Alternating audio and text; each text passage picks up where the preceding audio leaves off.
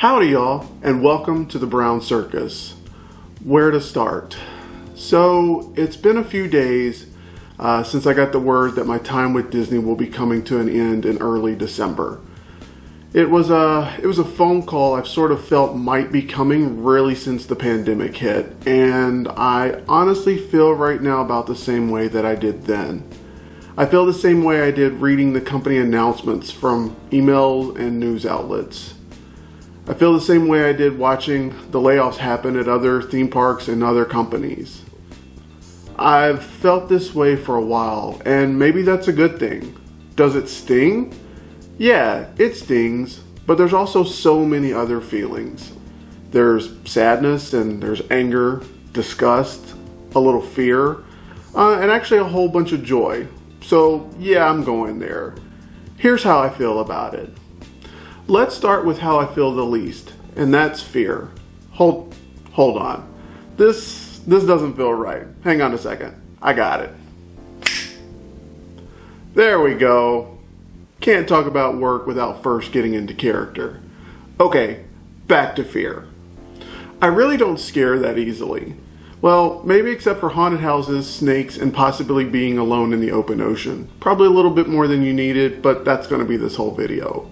I rationalize everything and enjoy the challenge of solving any problem. It's hard for me to look at this as a setback. The reality is Disney's a really good company to work for, and it takes care of its cast. That's employees for the noobs. Disney is keeping all of those being laid off, or at least from what I've seen, as active cast members until December. And it's only October. I and the thousands of others aren't being kicked to the curb, and that doesn't even include any severance packages. I've been furloughed since March, and this temporarily isn't much different. Am I afraid of the future? No. The future is... I am inevitable. It's coming regardless of how we feel, and the Browns have a lot of challenges ahead of us. We don't have time to be afraid. Next up is anger. Look, if you've known me long enough, you know how much this scene applies to me. That's my secret, Captain. I'm always angry.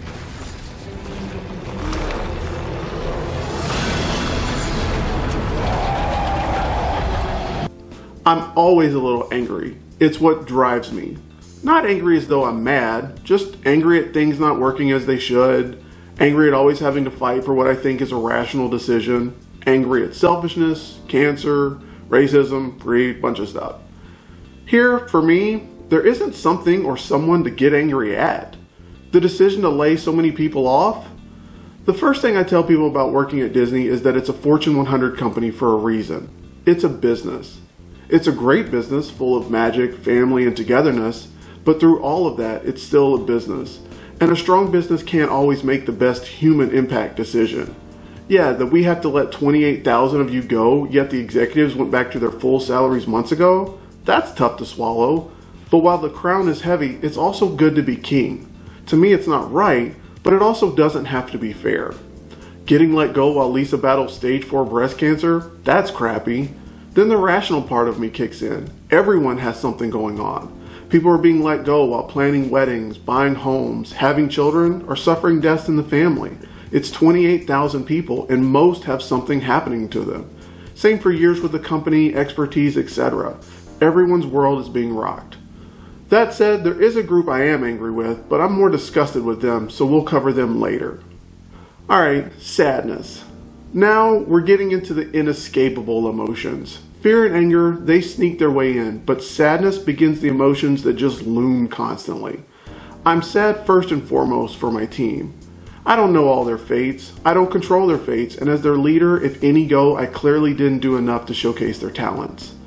I don't know how many names were chosen. I don't know if it was random, I don't know if it was calculated. There are plenty of good people just losing their jobs right now, but as their leader, you never want to see it be one of your own. I'm sad this is how the journey ends. In total, 19 years of my life and thousands of combined years for everyone else are just over. There's no goodbyes, there's no take cares, no Publix cakes or Rice Krispie treats, just a dreaded phone call, an email on next steps, and condolences over the internet. I honestly am the most sad about not getting to properly say goodbye. Yeah, there's a core group each of us will get to. There'll be blanketed social media posts or overly produced YouTube videos. But what gets missed are the people you've known throughout the years, those you've seen daily just in random settings, those when you get time to think about it, you really work around every day, but not with every day. Your tasks never intertwining, but your stories and your lives, those are connected. That sadness, knowing that just comes to an end, that right now is inescapable. And because I'm a problem solver, the first place I look to solve my sadness is, how did we get here? And that's where disgust emerges. I mentioned earlier that there were people I'm more disgusted with than angry, and that's the group that made excuses in March and April. It's the herd immunity group. It's the we have to save the economy crowd. It's the masks don't work, the liberal media is trying to scare us, and it's a personal responsibility crowds. A large reason I'm losing my job today is because of you. My friends are losing their jobs because of you. Thousands of people across this country are losing their jobs right now because of you. Every country on the planet faced the exact same crisis, yet many unified together and emerged relatively unchanged.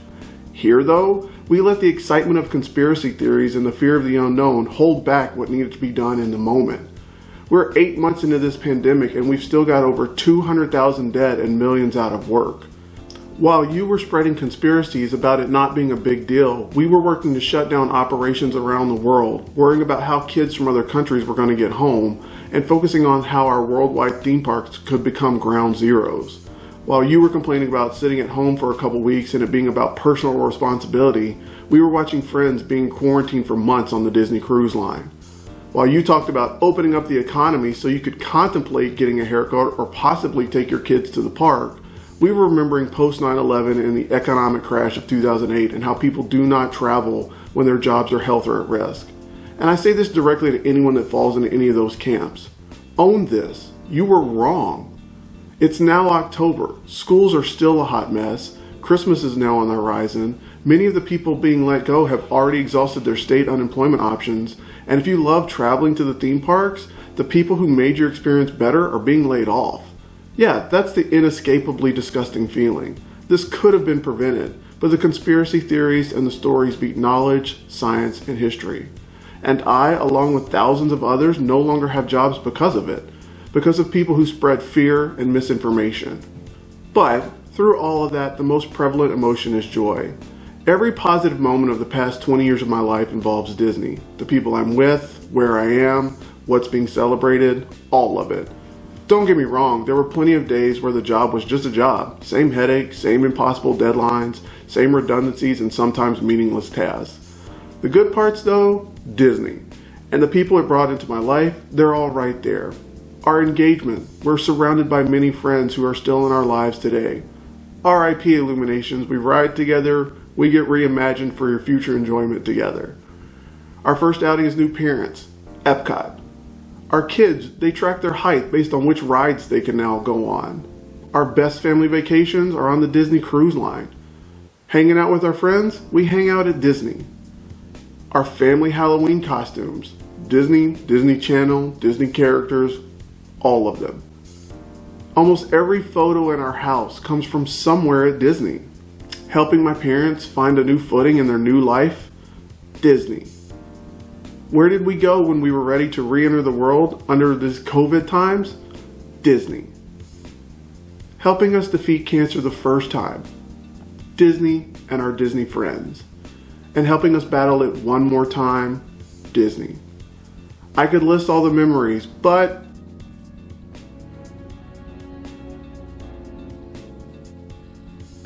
No.